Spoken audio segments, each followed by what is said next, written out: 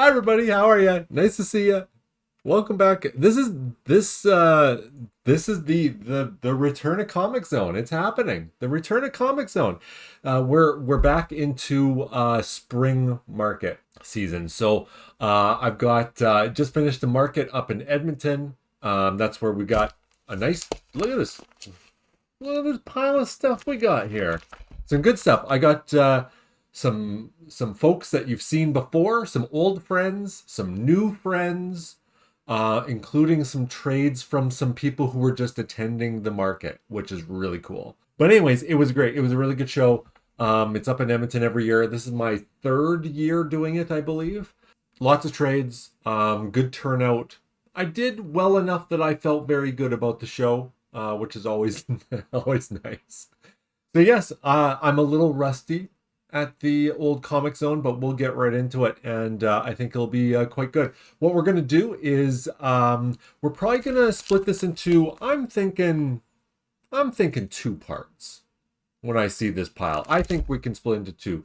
As usual, this happens live on Twitch, so you could be watching this live on Twitch right now. If you're watching on YouTube later, but wherever you catch it, however you catch it, I appreciate it.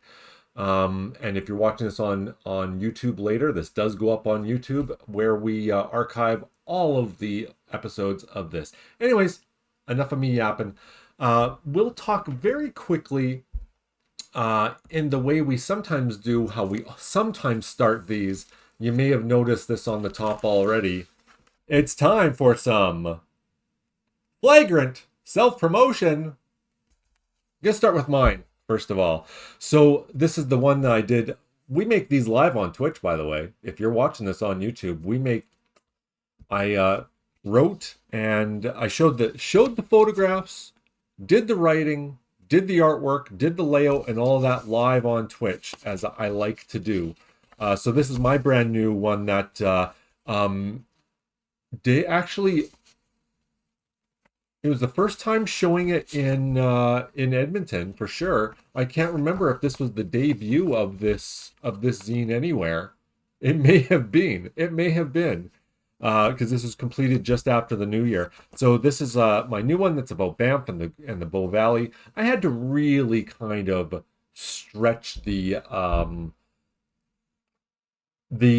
interpretation of the word ghost town, of the phrase ghost town, because as you know, Banff, as you may or may not know, Banff is a national park here in Canada. It was our first national park, our first mountain park that we had. So not a lot of stuff really still exists from that. There is a really well-preserved ghost town that I was able to go, well-preserved one in that it has an interpretive trail. So that's included on here, but I kind of did need to stretch things a bit, but I got some really great stories out of it. I wanted to really focus on three things on this one, and I feel that because of the size of this, I didn't get to focus on everything the way I wanted. I really wanted to. The first thing I wanted to talk about though was the reality of what national parks in Canada were all about. Like a lot of things here in Canada, it was about colonialism, right? Right? That's the sort of hidden story behind most of the decisions that happen in this country, especially back in the mid to late 1800s and into the 1900s, and even today. It's kind of all perpetuating our colonial roots of this country. So a big thing about this mountain park being created was to, number one, dispossess our indigenous peoples of their ancestral lands. So I wanted that to be a larger part of the zine. Unfortunately, it just didn't shake out that way. But I did definitely I talked about the history of this stuff, how it was really all about dispossessing and then expelling these people from their ancestral lands and then exploiting natural resources, because not a lot of people know that our national parks were first created not not for the sort of conservation of the natural land. It was to, hey, we're setting apart this piece of land that people like to use for recreation, but we really want to get at that. We want to get at that coal. We want to get at that. We want to get at those minerals. We want to get to those resources. So that was actually the reason our Mountain Parks Act was first passed. And so I talk a bit about that. We talk about a very interesting story here with this strange bunker blasted into the side of a mountain of two crazy brothers from Calgary who decided that nuclear war is coming. This was the 60s. Nuclear war is coming, and they weren't wrong. It could have definitely happened that way. But their idea was, let's make a luxury bunker in the side of a mountain and sell that space to companies like banks to store their documents so that banking can still work even when we're crawling out of the ash of nuclear apocalypse. Suffice to say, it didn't work out for them.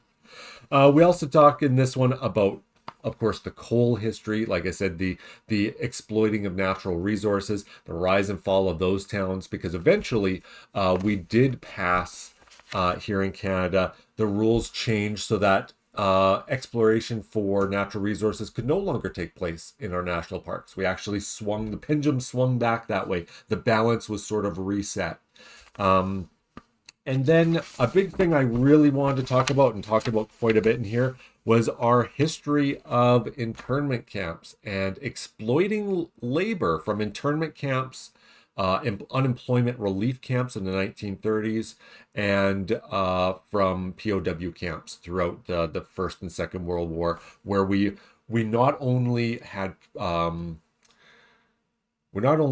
prisoners of war from those wars, we had the War Measures Act, the same thing that President Trump is using down south for me right now to deport potentially millions of people, is the enemy, the War Measures Act. You get to label certain people enemy aliens, which means they have no due process, and you can do whatever you want with them. And in Canada, what we did during the First World War is we took a lot of people from Eastern Europe and said, you're enemy aliens, you go to these camps now, no due process, no lawyer speaking on your behalf, you're just rounded up and put in that. And we did that with Japanese Canadians in the Second World War. So yes. We're actually talking about national parks in this one, but there is a provincial park aspect to this, in that I do also talk about what's called the Bow Valley. So that's leading from Banff into Calgary area. That is does include some provincial land, like the Glenbow Ranch, which is a provincial historic site. A little bit different, not quite a park. Yeah, not quite a park. Yeah, so I'm super happy with how this turned out. The illustrations turned out great. I was very happy. I had to do a lot of editing to make all the text fit, but super happy with it. Okay.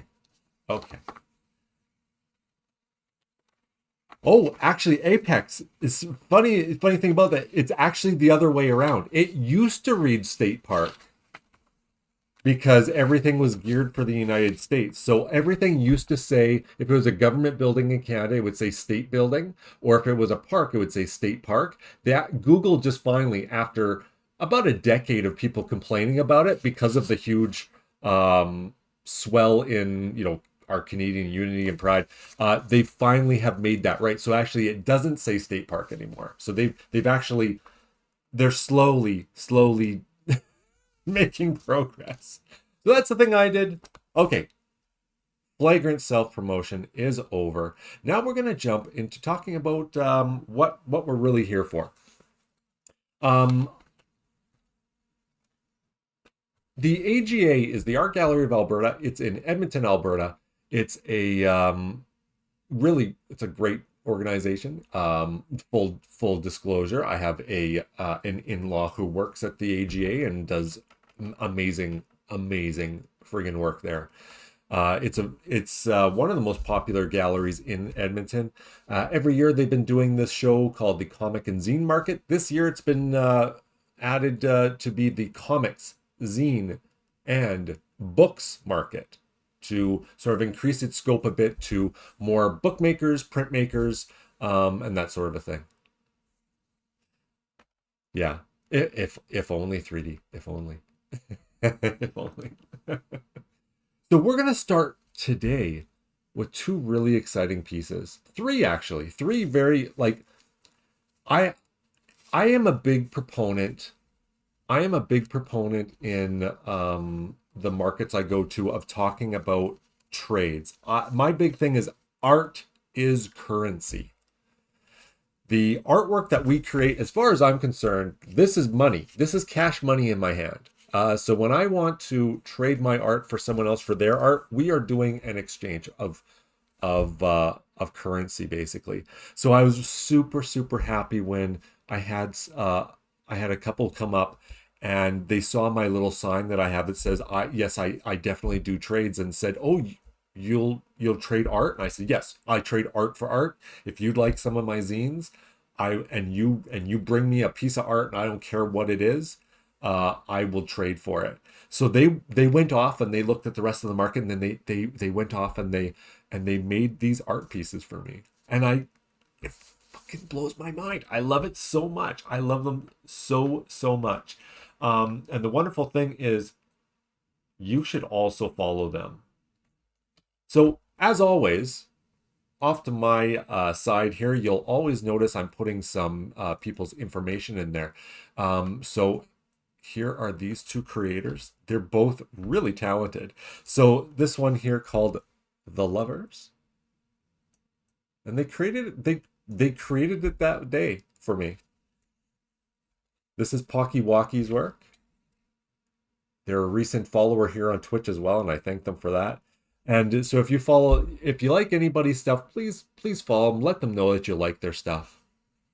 So Poki's work there, beautiful work, and look at how clever this is too. So they've used a piece of transparency that goes over a watercolor. So this beautiful watercolor background, and then they put their drawing over top, and it just works so well. It looks so cool. And then they just use just a brass fastener to bring it all together. I think it's super clever. And then this piece here by mankadavii. And look at that. That's just so good. And this is actually, I think the background of this is playing on the atrium. So the atrium of the Art Gallery of Alberta has this beautiful, it's this beautiful large glassed in atrium. And I think the background is that because I recognize the window work and the steel work that's in there, because they also have this like formed steel work with rivets. It's almost like a ship. So I was tickled super pink by them coming up and they saw my sign and said, "Oh, you trade art?" And I was like, "You're goddamn right I do." So yeah, these are awesome. I was super, I don't know, I've been really like blowing the horn of since I started doing comics about a little over 2 years ago, 2.5 years ago. Every market I've been going to, I've just been running up to people, especially if I find out that they're exhibitors at a market with me, of like, don't buy my stuff, bring your stuff, trade your stuff for me, because like I said, art is currency, and I love trading this stuff. Yeah, so those are beautiful. And then later on, I had another very nice young person come up. Their name is Axel. And they came up and also said, "Hey, you'll trade art?" And I said, "Yeah, of course. I loved it." And they actually had their sketchbook there with them. Oh, sorry, I should be pulling. Let's pull this. It's a little bit cleaner. There we go. So you can follow Axel. So they had their sketchbook with them. And they said, "Would you like to look through my sketchbook?" They had this line paper sketchbook that they had just been doing all sorts of art, and they said, "Would you? I can make something else, but would you like something from my sketchbook?" So we actually flipped through their book, and then I came across this page here that has geometric patterns on one side, and then of course these adorable kitties on the other. And I said, "This is the one. This is the one. Tear this one out for me. I want it right now." So we also traded, and so yeah, I don't know, that made me feel really good. It made me feel like people are really starting to get it. What I've been harping on for a little over 2 years of like, let's remember that what we create is tangible as artists. What we create has value. You know, we talk a lot about, when I talk about Gordon, my work with AGA Comics, we talk like we're just a couple of old socialists. I've definitely become more and more socialist as as I've done this stuff. Where I'm like, yeah, we need to remember we got value. Past a material good, the stuff we create has its own tangible value, and we have value as human beings, inherently, but also the things we create are valuable. You know, you know. Yeah, imposter Craig, nice to see you. I trust me, the imposter syndrome, I am no stranger to that. It is every day with me. Every day it's in here nagging at me, but I have to always remind myself that, like, no, what we're doing is not only important culturally, whether you're doing, you know, music like Alchemy Mutation does. He's an awesome guitarist, by the way. And the imposter syndrome, it doesn't matter how, I don't think it would ever matter how big you get or what it is you're doing or what you're creating. I think artists are prone to it. And we need to just remember that we're doing our best. The next one we're going to talk about here, moving right along, we're going to talk about a magazine called The Polyglot. So the Polyglot, I'm going to be showing you something in the background here. We're going to get to it in just a second. So the Polyglot magazine, I'll show you their card here because I really like the artwork on it. I really like this geometric thing, if I can get my camera to be very nice. So the Polyglot is this really cool magazine that focuses on Boba Banks, hello. Focuses on multilingual creators. So they do episodes that are, or sorry, pardon me, issues. They do editions of their magazine. It's an actual print magazine that you can also get digitally. And they focus on, they do multilingual writing and art. So they've done ones that are based around Indigenous creators and Indigenous language, because in this country there was a big, you know, we've witnessed both the death and the near death and resurgence of several Indigenous dialects in this country. So celebrating that, they've also done. When I was talking to Lauren, the coordinator, the events person and editor, they were telling me that their favorite one they've done so far was one that was all Tagalog, was all Filipino creators. So they do some pretty cool stuff. So this one here that I'm showing on screen right now, this one that says Manag, to prevail, and I'm probably saying that wrong, and my apologies, but it was yeah, they bring in guest editors, they bring in creators, and they create these amazing issues. One that is for free on their website. If you'd like to check it out, go to the polyglotmagazine.com, as I put off to the side here. You could get their newest issue, which is the one with Indigenous creators, Canadian. I believe they're all Canadian Indigenous creators. I was looking through this. I've looked through this a couple of times, and it's really good work. So we got both writings, a lot of poetry, a lot of short writings, as well as artistry, and just really cool stuff. And I love that they will include a lot of information, like a lot of the writing in there. They're doing it in their dialect. So, and what I liked about this particular issue is that a lot of the writing that's in here is sort of really, it's not just containing these the Indigenous language, it's explaining what it is and what it means, and what it means to them, and I feel like it just is a great way it kind of can bring cultures together, and celebrate this stuff. and beautifully produced as well. As a graphic designer, I love a well-produced book, and it's really well done. I was quite interested in it, and there's some great. I want to show some of the artwork here. Like, look at. Are you kidding me? Look at this. It's so good. Just beautiful, beautiful, beautiful stuff, and some really good short writing as well. So we won't spend too much time on this because I think you should all go follow the Polyglot, as well as go to their website and get this issue for free off of their site. It's in the shop for $0. You can download it, nice PDF, and then you can explore it yourself and read this. Like, there's some really, really good writing in here and some really nice artwork. Like this artwork here blows me away. It's like pointillism as well as mixed with the traditional art. It's so good. That's the Polyglot. I think that's really impressive stuff. I was really quite blown away by it. Okay, we're gonna move right along. The next one we're gonna talk about, from Dragonfly Book Press. Now this was really cool. This was really cool. One thing I actually really loved about this as well is that when I was chatting with them, I had seen their stuff before. I had set my eyes on this stuff before, but I didn't quite know what these small books were about. So they have a couple of different ways that they do it.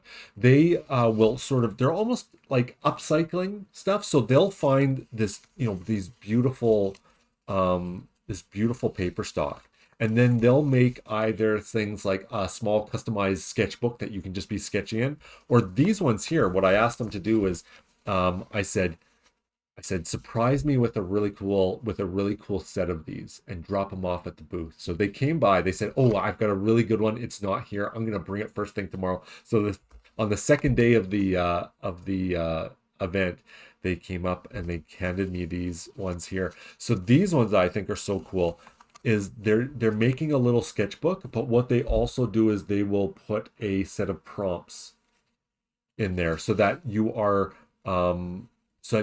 drawing off of a drawing prompt. If you've ever seen things like Inktober, which is an event where people will do drawings based on a single word prompt. So this gives you that. So you can do these. So it kind of can set your mind on a little journey of like, how do you draw these things. I've done a little bit of Inktober in the past, but I think this is really cool. Yeah, and really cool stuff, like based on the time of year it is. So April to June, we're around Easter time here. So things like a Pasenka, which is a Ukrainian decorated Easter egg, things like that. Yeah, so cool, just cool prompts and just beautifully produced books. Look at the richness of that. Yeah, so they create a lot of very, very cool things. It's lovely paper. It's almost, I get into this thing where I'm afraid to foul this beautiful paper by drawing on it. But it's great stuff. Really great stuff. Okay, moving right along. This is a really powerful piece. Everybody, get your tissues ready. This one, Emily Fyfe is a really great creator. I've now shown at I think this is the second or third time that I've shown at a show with Emily. Or maybe even more times. I think they do panel 1 as well here in Calgary. I think I'm going to see them again in about a month's time.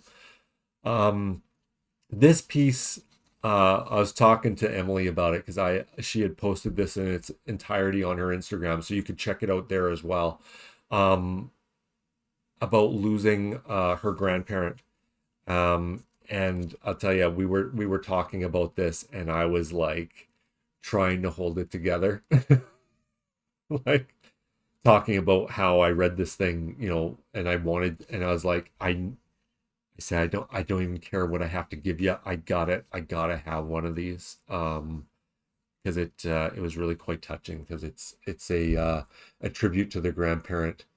It's about loss. It's about grief, and the way technology interacts with those feelings and those things in our life. So on Google Maps, you're still alive.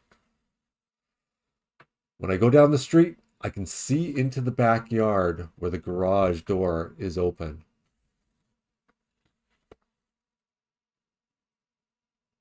You're probably busy making things. Just beautiful artwork as well. I visit you. I visit when I miss you sometimes. I always hope that the Street View car hasn't passed by. So I love this. It kind of hits me. It hits me hard. I can't explain it. It's just when I think about how technology, how it interacts with our human experiences, especially when you've lost somebody, and then yeah, the fact that you can on Google Maps you can still see it, and it's from a year past, and you know that it's that captured moment in time where they were still there. They were still doing the things they did that we associate with them. So yeah, it's and then knowing that's fleeting.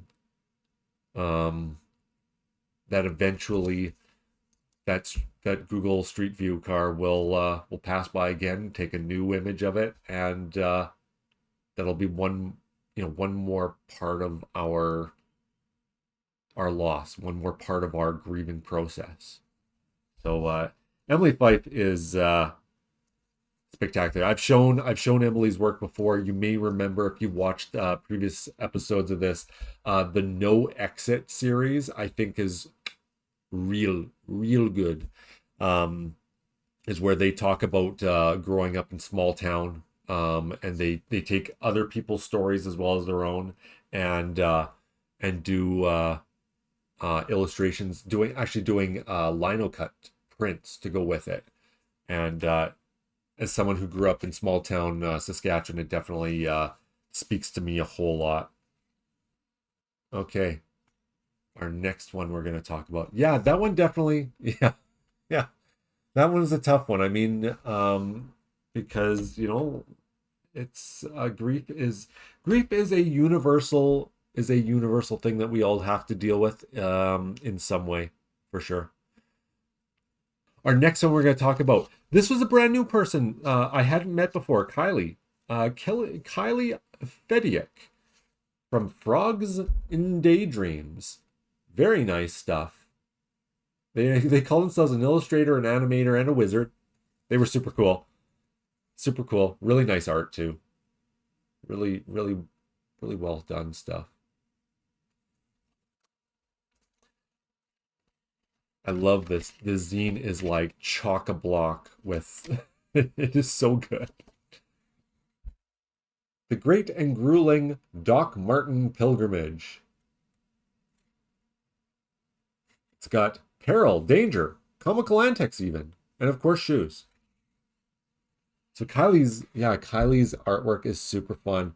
I love that she's kept it a little bit like loose, really loose and playful, and but her ability and her sort of storytelling of this stuff is so good. And then you get like seeing the stuff that inspired them. Doc Martens. When I was coming up, it's a funny thing. So I meet a lot of young people. So Kiley, I think, is probably like I don't know, somewhere around, let's say, around 20 years of age. So I am more than twice their age. But one thing that's really cool is seeing this. I was blown away because I was like, yeah, Doc Martens were the shit when I was coming up. Like everybody wanted to get a pair of Doc Martens. It's funny to see that come around like a generation later. Young people being somebody being like, yeah, fucking Doc Martens, the same way I was when I was like 18 years old. Going on an adventure. For my 20th birthday, all I had asked for was Doc Martens. My family was so wonderful and gave me money to get myself a pair. All I had to do was find somewhere to get a pair, which of course was nowhere actually in town. So it was time for an adventure. So yeah, this is Kylie going on an adventure to find the Doc Martens, finding out they were only online and not in store. That's the thing they have to deal with now, that is also not that different from back in the day, like where you would hope you'd find it and you were just taking a chance that you'd walk into the store and they'd actually have the stuff in stock. And then going to the city and trying to find a place to park. It's awesome. I love the art in this. It's so good.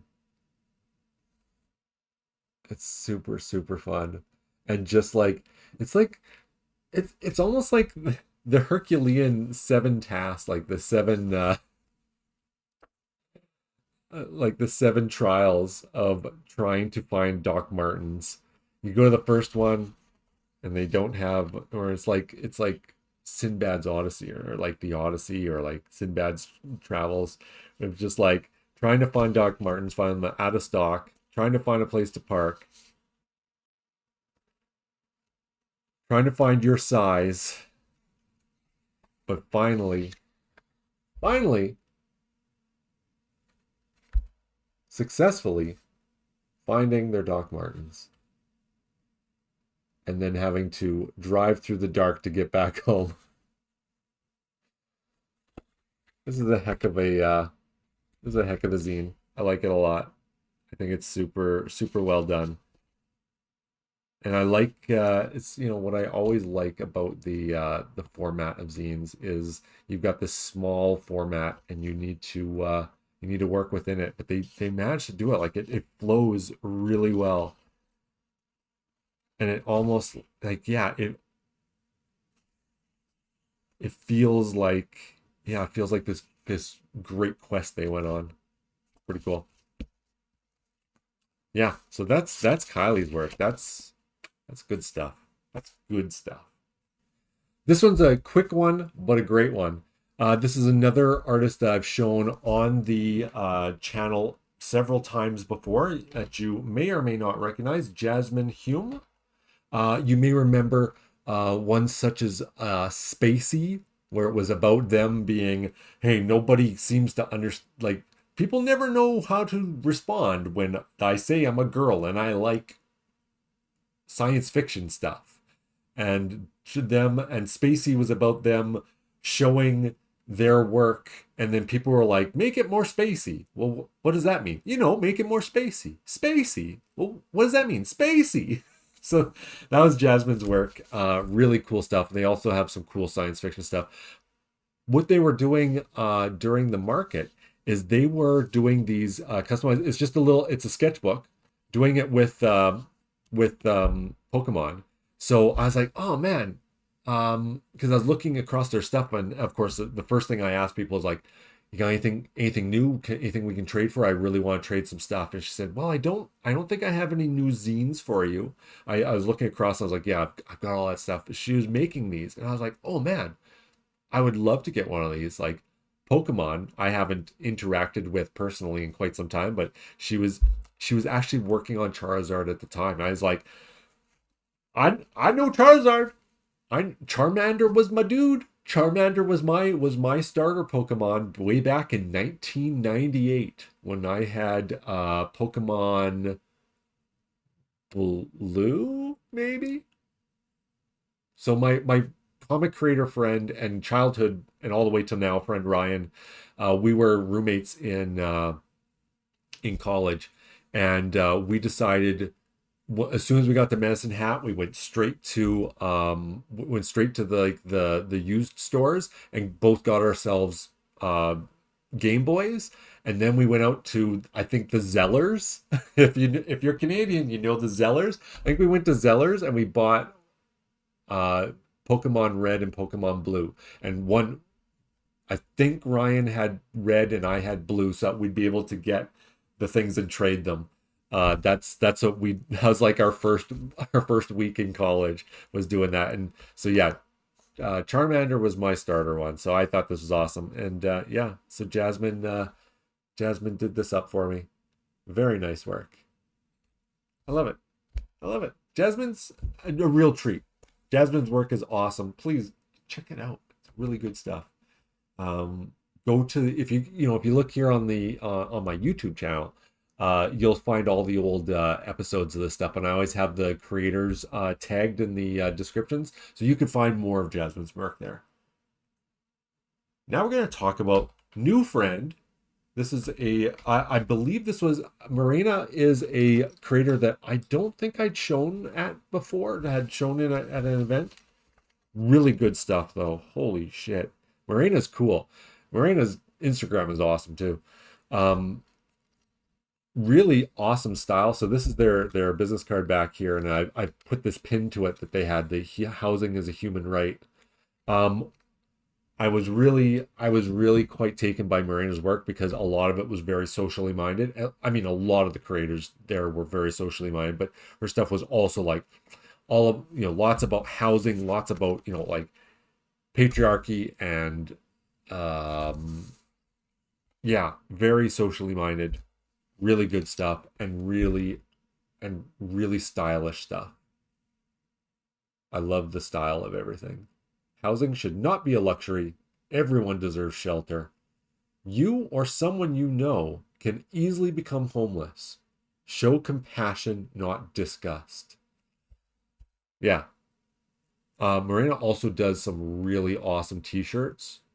I should have bought a t-shirt while I was there. I didn't have any cash with me. But yeah, Marena's shit is so good. So good. Let's check out this zine.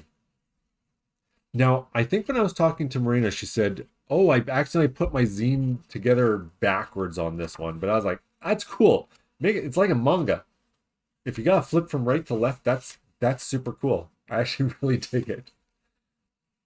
100% great coverage, it says. Yeah, and like the things I really like about Marena's stuff is this feels like this is classic punk rock zines. Like this is your like overly overbearing prudish people will find this this deplorable, which I love. I love that this stuff pulls no punches at all. Like this says here, brainwashing, beware.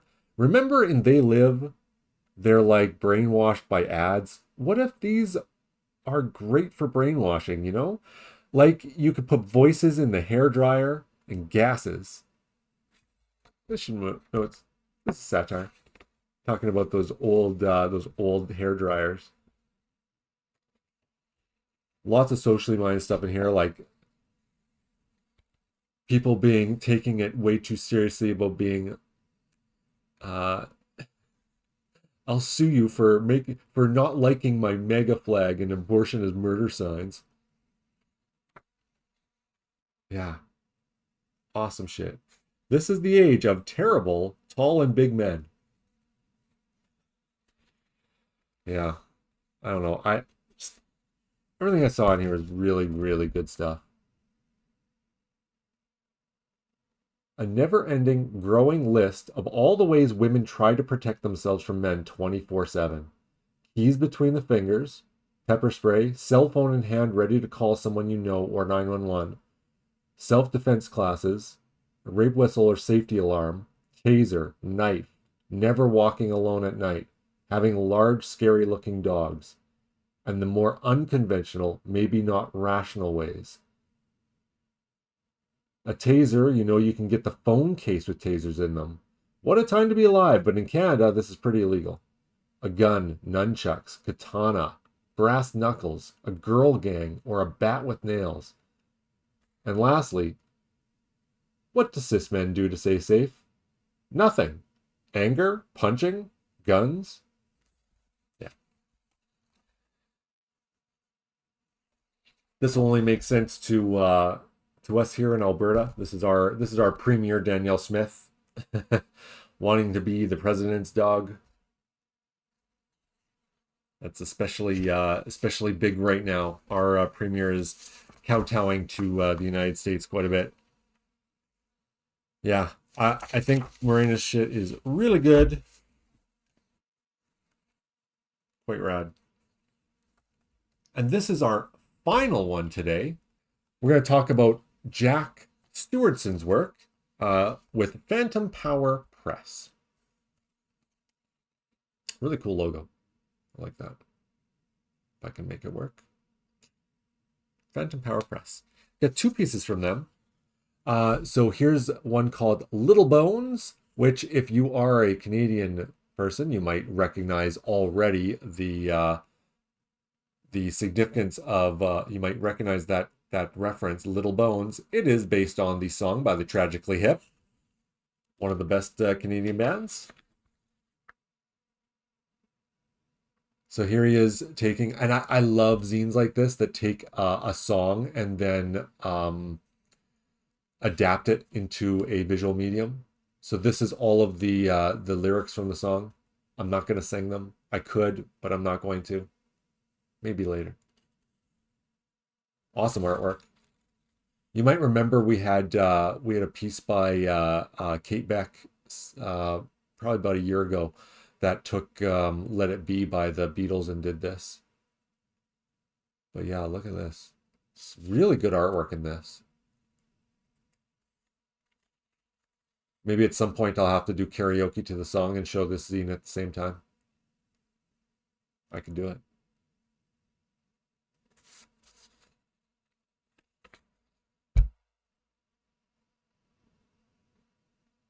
Awesome work. I love the coloring is done as well. And then finally, this piece here by Jack as well called Skull Sweepers. I love that he's done it as this like VHS cover. It's like very, very like grimy 80s horror flick. Here's your friend and mine, Zombie Man. I like his stuff. I like this sort of style where it feels like it's got that like grindhouse feel. And then it's like grindhouse cinema combined with like drawing like metal drawings in the back of your notebook kind of thing, and then you put those together with like rich coloring like Jack has done here, and then I just think it works. I think it just works so well. It's like watching a Troma film, like from Troma's heyday. Yeah, look at that. Look at that, like shot inside the mouth. Some of my faculties trickle back to me as I feed. Part of me begs to stop chewing, but a louder part screams at me to eat more. So Zombie Man actually is like, he's not a mindless, he goes like in and out of lucidity. So as his own brain gets starved, as the hunger is growing, he kind of becomes more mindless, and then as he feeds, he kind of like gains the lucidity back, which I think is really cool. I think it's a really cool idea. Yeah, and like, look at the richness of that. I love it. I think Jack's work is really cool. Yeah, great. That's the last one I'm going to show today. We're going to do this other set of works next week. I'm going to try and keep these under an hour so that we can really... I'm trying to give a due. I feel like I didn't even get to really delve as deep as I wanted on some of these. But I'd say check out their stuff. I also don't want to show it all. I want you to follow them. I want you to follow Jack, and I want you to reach out to them and get your own copy of Street Sweepers. Skull Weepers. my brain is starved, it turns out. Let's take a quick glance back at everything we looked at today. We had Jack's work here. with Fantom Power Press, Marena Skinner, Jasmine Hume, Kiley, Emily, Dragonfly Book Press, the wonderful Polyglot magazine, which I can't wait to read even more, and then these great pieces from Axel, from Pokii, and from mankadavii. I'm always trying to say that right. I'm probably not. My apologies if I'm not. And then, of course, we had a little look at mine as well. Thanks, everybody. This is during the season of markets like this in spring. I have these a little more often. Join me next week. We're going to go through part 2 of this. Like I said, this happens live on Twitch. For all of you who are watching live on Twitch, I've been chatting. I appreciate it. Thanks for hanging out. For those of you who are watching on YouTube, this is where it lives afterwards. When I archive these things, I thank you for doing that. You can be catching this live if you'd like to by following on Twitch, checking out the Discord, and then seeing my stream schedule. So I thank you all very much for this. Thank you so much for joining the Comic Zone. I will hopefully see you next week when we do part 2. And have yourself a wonderful evening.